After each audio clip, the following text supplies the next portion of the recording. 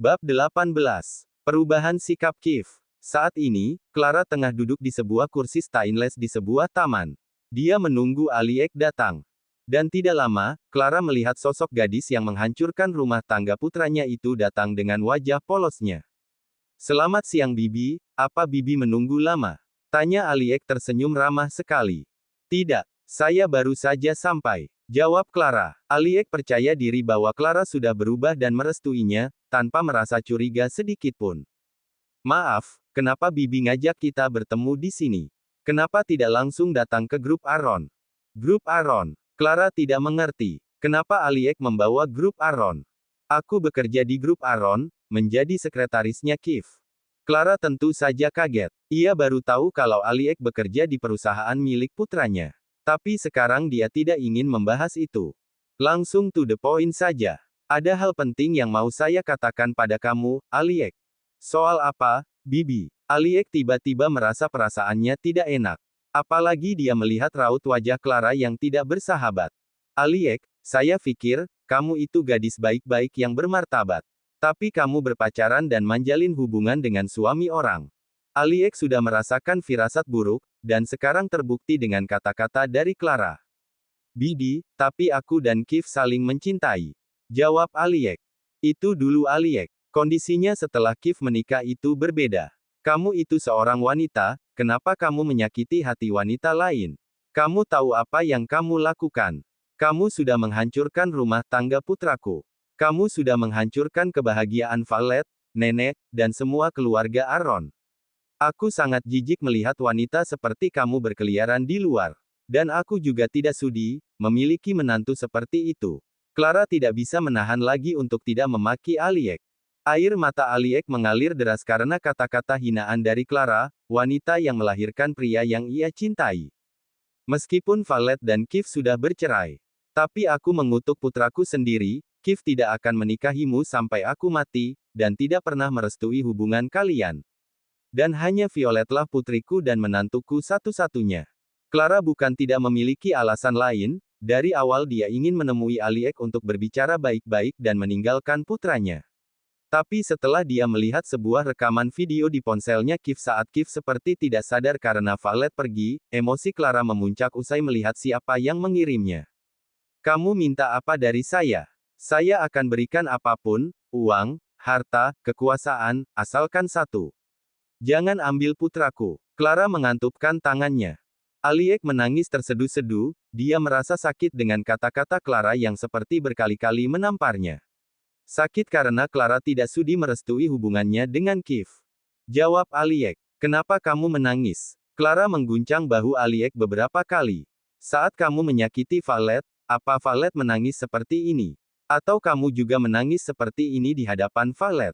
Dan berharap Valet melepaskan Kiev?" Clara menarik tangannya, Aliek terduduk di kursi, dia tidak bisa menjawab rentetan pertanyaan Clara. "Kemarin aku memang baik padamu. Tapi sekarang, tolong jangan lagi muncul di hadapanku dan keluargaku." Clara mengusap air matanya, dia lalu pergi meninggalkan Aliek yang menangis karena perbuatannya.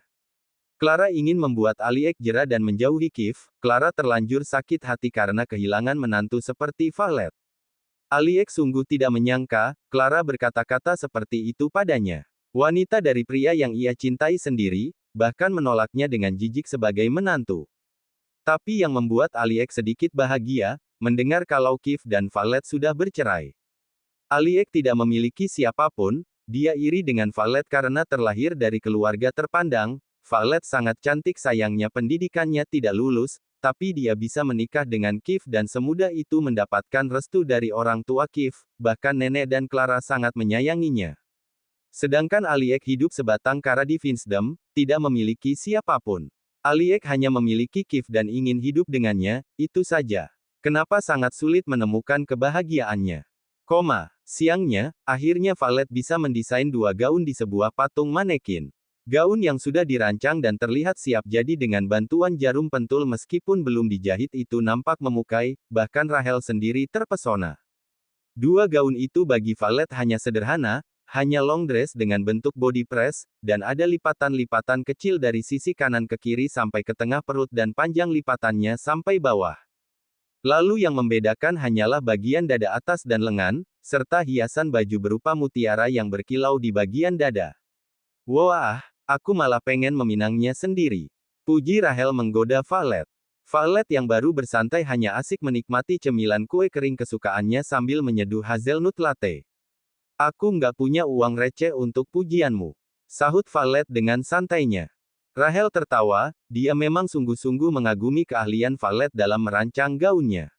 Pantas saja semua karyanya dihargai, bahkan dia memiliki banyak penggemar meskipun tidak ada yang mengetahui seperti apa sosok desainer Fiora. Setelah tenang, Aliek kembali ke perusahaan grup Aron meskipun sedikit terlambat. Baru keluar dari lift, dia melihat sosok Kif keluar dari ruangan bersama Leon. Aliek tersenyum, akhirnya dia bisa bertemu Kif. Aliek ingin mengadukan semua yang Clara katakan, ia segera berjalan mendekati Kif dengan wajah sendunya. Kif. Wajah Kif sangat tidak bersahabat, tatapannya tajam seolah siap menerkam siapapun. Bahkan Leon sendiri takut dan tidak berani protes apapun, makanya dia menahan Aliek untuk tidak menemui tuannya. Kif sama sekali tidak menyahut, dia hanya menatap Aliek dengan dingin.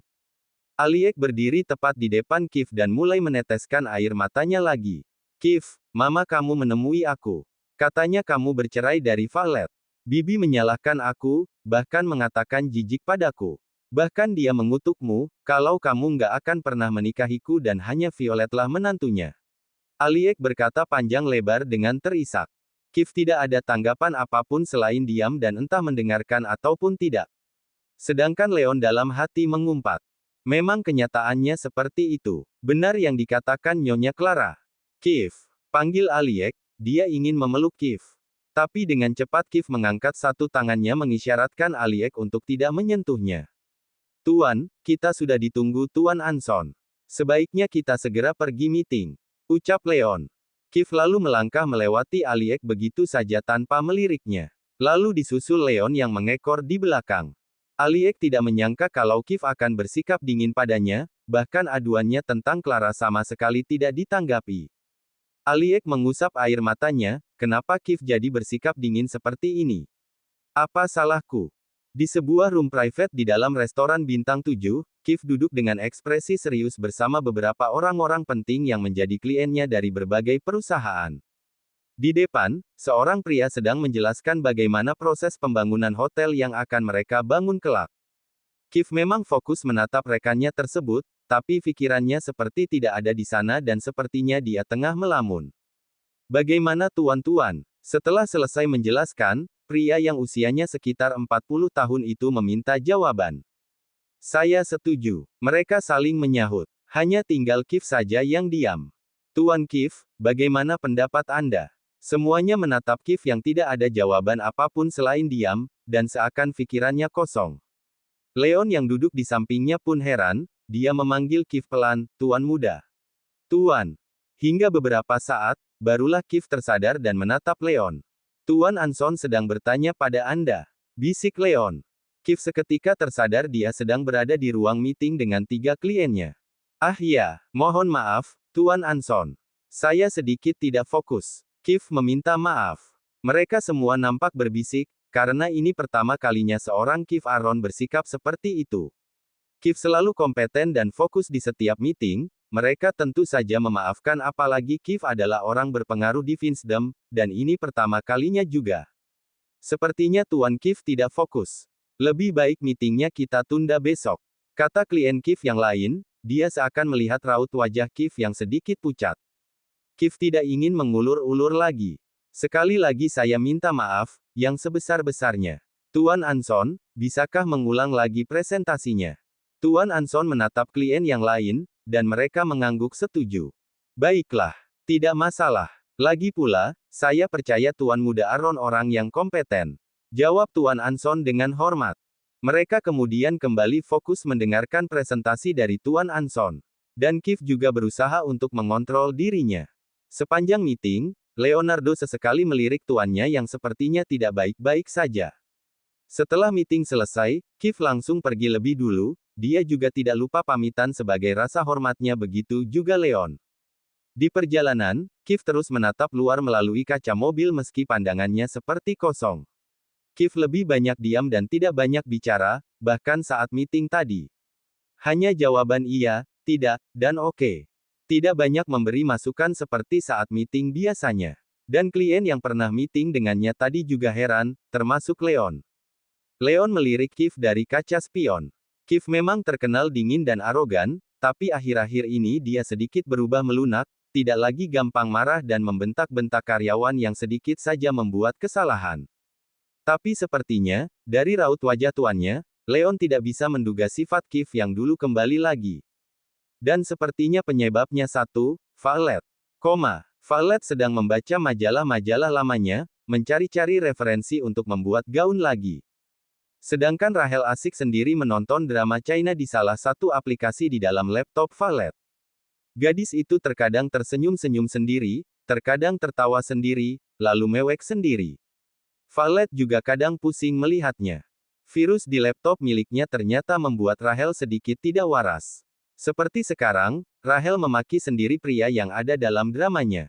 Dasar pria gak bersyukur. Nikmat itu penyesalanmu, gerutunya sambil meremas bantal yang dipeluk. Violet hanya menggelengkan kepalanya, setelah nonton. Sepertinya aku harus memanggil dokter rumah sakit kemari. Rachel mengalihkan tatapannya, untuk apa? Untuk memeriksakan mentalmu, ketus Violet. Enak aja, sahut Rachel sembari memanyunkan bibirnya. Tapi kemudian kembali melanjutkan lagi. Sampai di lobi perusahaan grup Aron, Kiev berjalan masuk dengan langkahnya yang cepat dan wajahnya yang dingin. Beberapa karyawan yang hendak menyapanya, tidak berani lagi usah melihat wajah Kiev yang tidak bersahabat. Ada apa dengan Tuan Kiev ya? Apa dia kembali seperti kemarin-kemarin lagi? Mereka berbisik-bisik. Leon yang mendengar langsung menegur, lanjutkan pekerjaan kalian. Baik, Tuan Leon, jawab mereka berempat serempak. Saat Kiev akan masuk ke dalam lift, tiba-tiba seorang karyawan magang liwat sambil membawa segelas kopi. Gadis itu tidak fokus, begitu juga Kiev yang terus lurus tanpa melihat sekitarnya. Bruk, suara tubrukan itu membuat gadis itu kaget, apalagi kopinya tumpah mengenai tangannya dan lengan jas Kiev. Kiev mengibaskan tangannya, untung saja tidak kena kulitnya. Dia menatap tajam anak magang itu yang meringis karena tangannya melepuh. Apa kau tidak punya mata? Kau hampir saja melukaiku. Maki Kiev marah. Anak magang itu menunduk takut sambil menahan sakit. Memaafkan saya Tuan. Saya tidak sengaja, jawabnya dengan terbata. Leon, singkirkan dia dari sini. Titah Kiev. Dia jijik jasnya tadi kesenggol tangan gadis itu. Kiev lalu melepas jasnya dan melemparnya ke tempat sampah. Anak magang itu memohon untuk tidak dipecat. Kiev lalu masuk ke dalam lift, pemandangan itu tak lepas dari banyak karyawan yang memperhatikan dengan ekspresi tidak percaya. Kau tahu apa kesalahanmu? Tanya Leon. Saya benar-benar tidak sengaja, Tuan. Tolong jangan pecat saya, mohon anak magang itu. Bereskan barang-barangmu, dan pindah ke grup cabang di Jalan Sakura. Titah Leon. Dia tahu, Kiev tidak ingin melihat anak itu lagi. Jadi Leon memindahkannya saja, lagi pula Leon melihat mereka memang sama-sama salah sebenarnya. Tapi siapa yang bisa menentang keputusan Kiev di perusahaannya sendiri? Akhirnya setelah lama menunggu mobilnya diperbaiki, Violet bisa menjemputnya di bengkel. Apa remnya juga sudah? Tanya Violet. Jujur, ia masih sedikit takut pada mobil kesayangannya sendiri. Semuanya sudah diperbaiki. Ada yang mau saya sampaikan, sepertinya kabel remnya memang sengaja diputus. Kata montir itu, ia sudah puluhan tahun menjadi montir, sehingga tahu mana kabel yang putus sendiri dan sengaja diputus. Apa CCTV di depan mobilku juga rusak? Tanya Violet. CCTV-nya rusak. Tapi kalau mau, aku punya kenalan hacker yang bisa memperbaiki file CCTV yang sudah rusak meski bertahun-tahun. Tawar montir itu. Violet menimang sejenak pikirannya, seperti tawaran dari montir itu boleh juga. Terima kasih banyak. Aku terlalu merepotkanmu, kata Violet. Montir itu tersenyum, tidak masalah. Sesama manusia harus saling membantu. Tunggu di sini sebentar. Violet mengangguk dan menunggu sebentar montir yang membantunya itu. Violet sangat membutuhkan rekaman CCTV di mobilnya untuk mengetahui siapa yang mencelakainya.